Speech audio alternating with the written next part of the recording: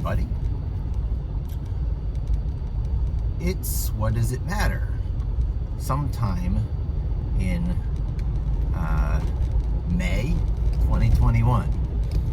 And I guess in the end, that's really all that matters. I guess some concept of sequentiality, so you can see the ideas develop, watch one video, then the next. There is a linearity to things that is just unavoidable and pervades so many aspects of life. The one-way direction, the one-way arrow of time, for example. And so much of life is reconciling yourself to that fact. A certain hunger for a non-linearity, a non-linear experience, a sort of eternity or existence outside time that is, suggested in much religion and literature and science. And this is one in a now ongoing series of videos of things I wished people talked to me about when I was young.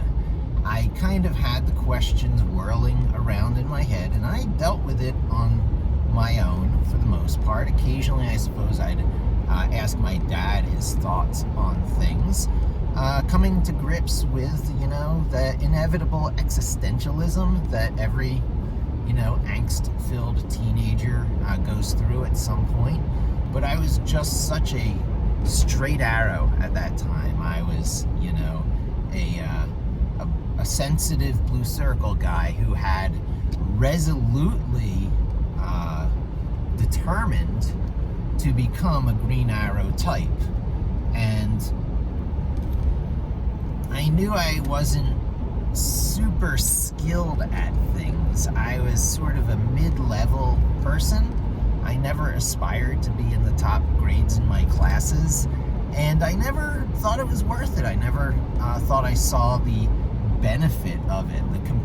The hyper-competitive spirit has always baffled me. When I watch sports, I'm like, I'll try and get into the spirit, and not be a wet towel, However, it seems to me now, coming to understand how gene expressions, the expressing of genes works, it seems to me that sports is basically a codified set of environmental conditions to make many of the worst traits in human beings latent and potential in us all to survive emergency situations, times of, shortage and disaster and, rapid getaways, to be expressed on an everyday basis. And I find that a little bit disturbing. I see the kind of personality type it develops, especially if you turn out to be one of the fan types and not a non-player. And it's tribalism. It's tweaking certain tribalism, obsessive behaviors we have, most of us all within us, in order to have a good time, to get together, to have an excuse for socialization. And I was never one of them. I much more preferred my alone time. I always needed it in order to, I suppose, it's a sense of recalibration, it's a grounding, it's a coming to terms with the material world, because you're living in a much more abstract realm of perfectionism in your head. And you're like, gee, shouldn't the world be like this? And then you're like, oh yeah, absolutely. That's probably why it's likely there are universes of different laws and rules. And everything within the mathematical realm of possibility probably exists somewhere, based even if space were infinite. Because in infinite space, infinity is quite actually large. And so you never run out of space for variations. So everything that might possibly be could be somewhere in an infinite universe, and that does not require multiverse. It just takes the universe as we can observe it and theoretically extends it. So it's not science. Even an infinite universe, as soon as you put that I word in front of universe, physicists, the rigid way of thinking based on proof and evidence, the outer reaches, on the side of the very big of what we can observe and test is the observable universe. So it's part of the language of, describing all that we know that is. It's part of the language, including the standard model that unifies the electromagnetic forces with just about everything but gravity. And I do believe thermodynamics, the entropy stuff, still eludes it.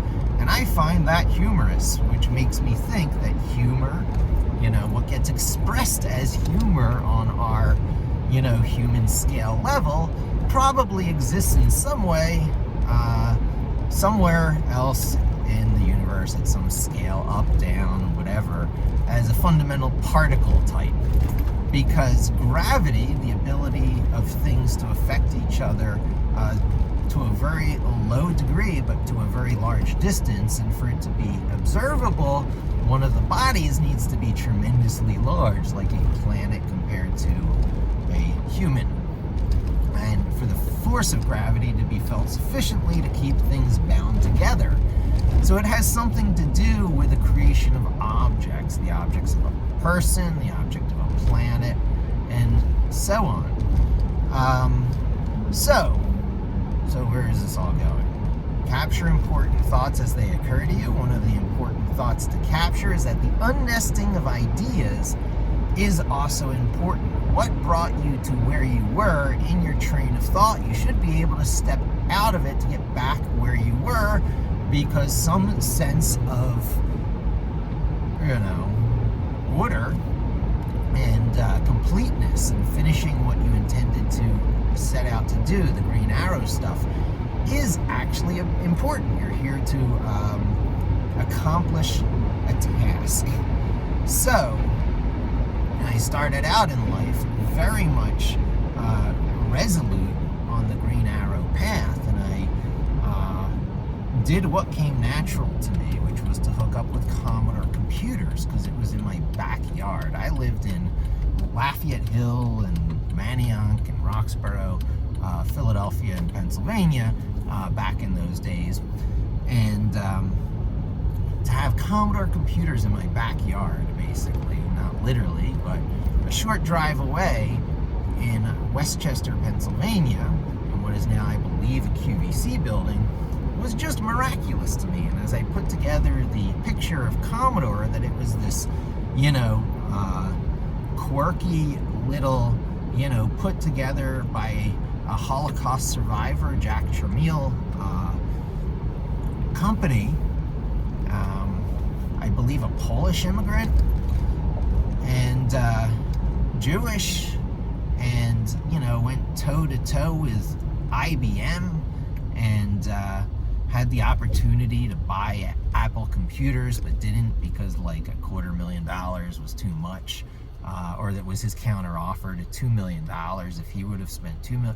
So there's these bizarro alternative histories in computing, because had that occurred, had Commodore not bought the Amiga, all these little subtle little different things that would have determined how my life cast in the suburbs of Philadelphia will have played out. And so I felt myself profoundly privileged to connect with these people who were designing their chips by cutting rubylith on the floor with X-Acto knives, and then photo exposing it and shrinking it down, and this process to burn the chips from sand. These were the people I was working around. Maybe not so much by the time I arrived in, I believe, 90. I graduated high school, Plymouth Whitemarsh High School, in 1988.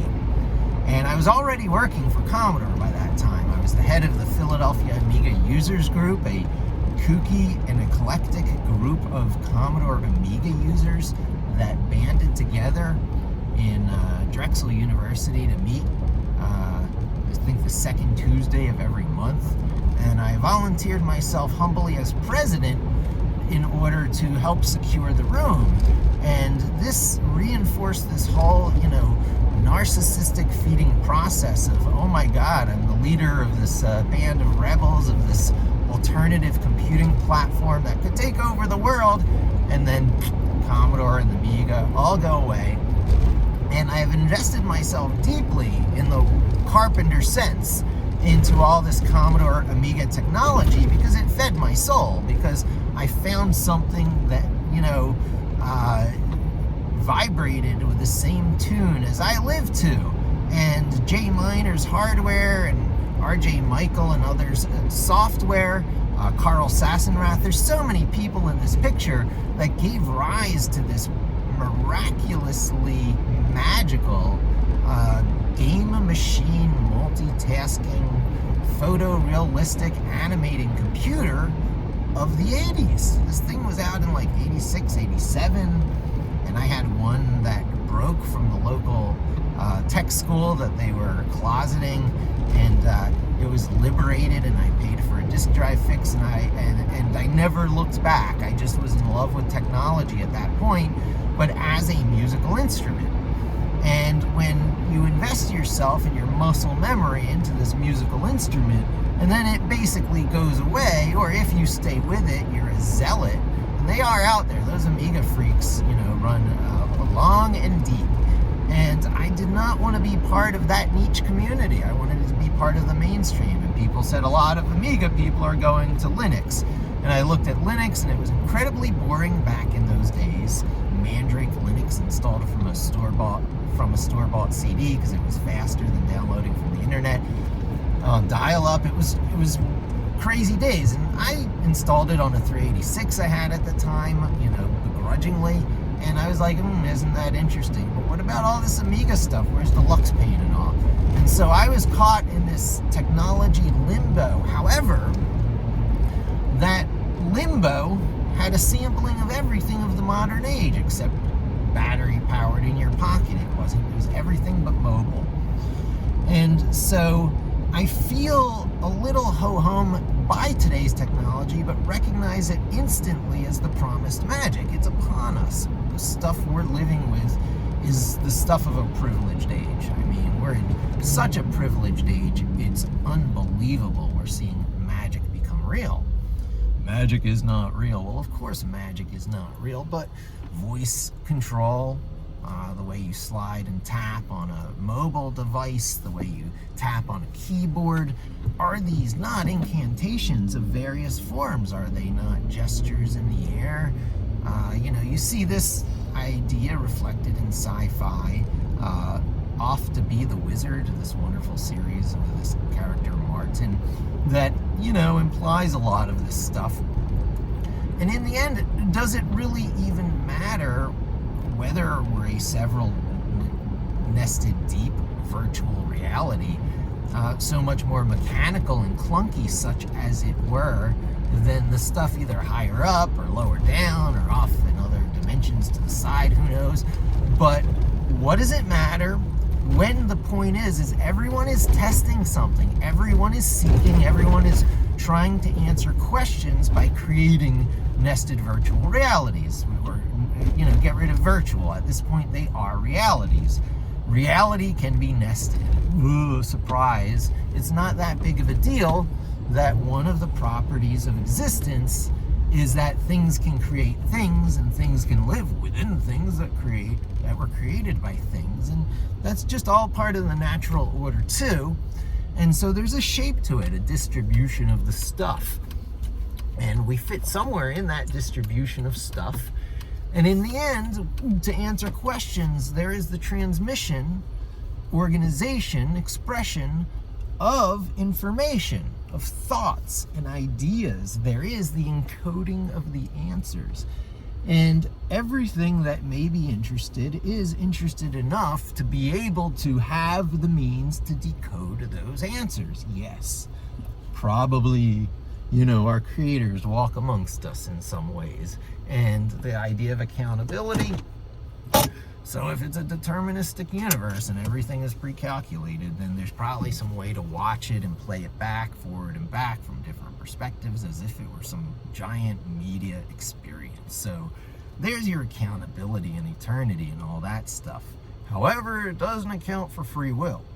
So to wrap this thing up, because I got some oranges to pick up, one of the key things that I wish was communicated to me as a young person growing up, and a piece of information that maybe I can transmit down when my kid is interested enough to watch this stuff someday.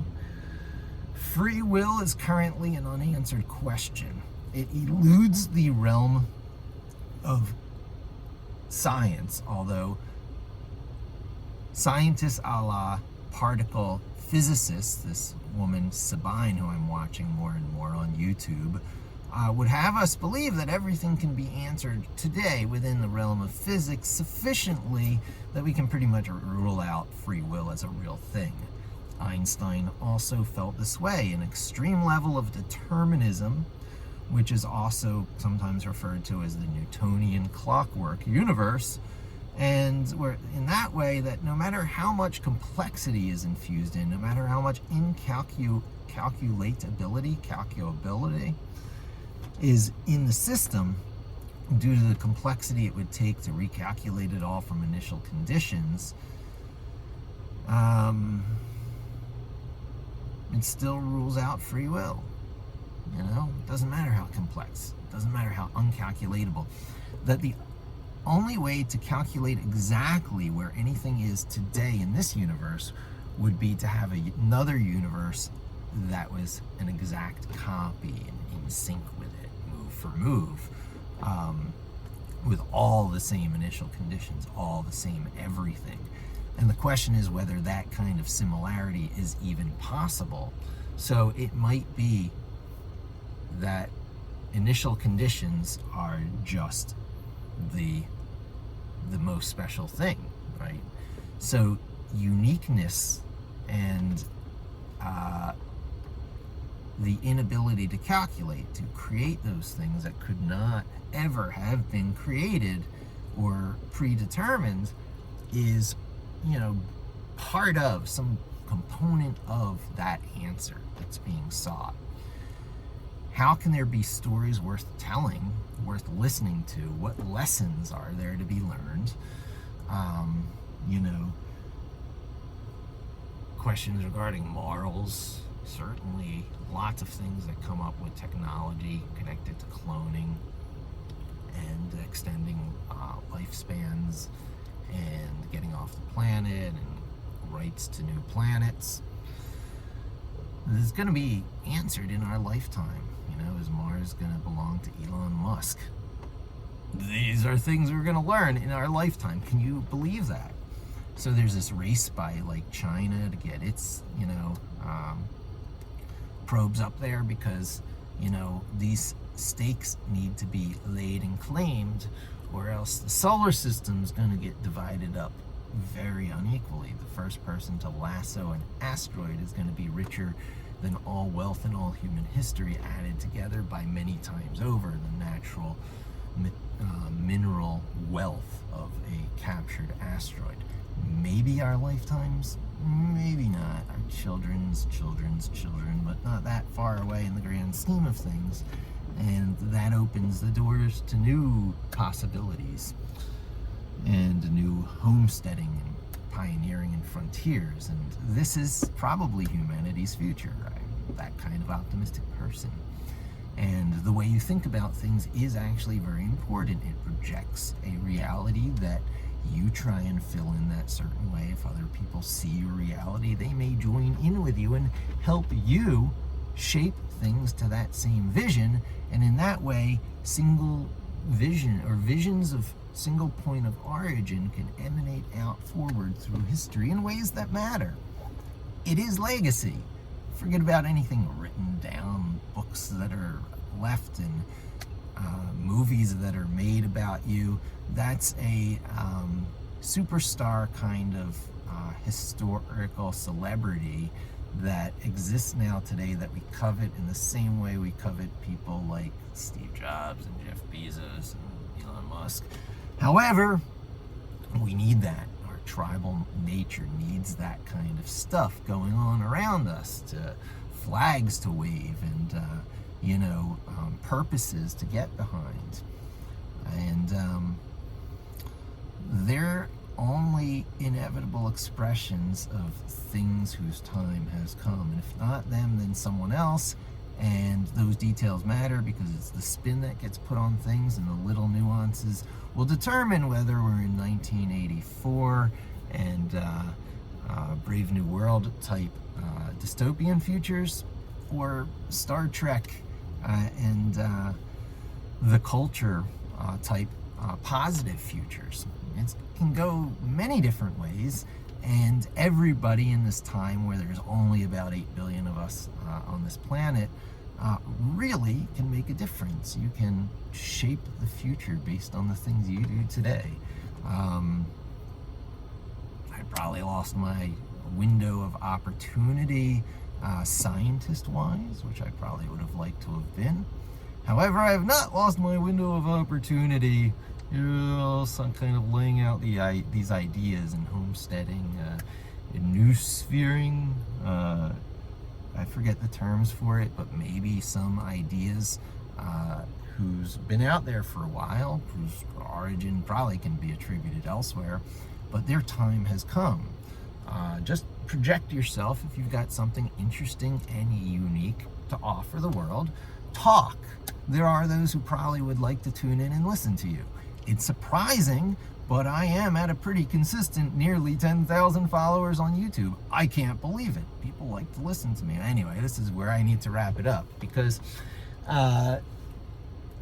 communicating to future Addy is probably what I'm doing here. Follow your heart. Find your passion. Don't overly commit to any particular path if it's silly or you think it's not in tune with your nature, because you're going to be miserable. You're going to have to change it, and you're going to be bitter, and it's another source for anger. And you don't want to do that anger thing. You want to kind of funnel that energy in more positive ways that just makes you feel better. It's better for your heart. You'll live longer. And although we all have that need for the good enemy that Guy Kawasaki had once advocated, one of the people who helped promote the early Apple Macintosh and create the fan base around it. He's still around today as a marketing pundit, worth listening to and tuning in. However, there's other ways. Not everything has to be a startup. Not everything has to be a business. Sometimes you can just be yourself. The skills you develop, you'll always be able to earn a living. And you can go anywhere and you can do anything, and people will always value your input and your contribution and your being there, because they'll respect what you do. Do something you feel good about, that people respect, and things will work out for you. You can always bank on your own internal abilities. The walrus and the carpenter. Lots of people covet the walrus, but being the carpenter feeds my soul, certainly. However, it's impossible to not covet the walrus and everything he has, so why not dabble in a little walrus? Use your carpentry abilities to do that. Feed your soul on both sides. Be able to go back and forth. Change where you live, change how you live, and, so on. And always be happy with yourself and who you are and those you're around, and things will work out pretty well. Thanks. Hope to see you again soon.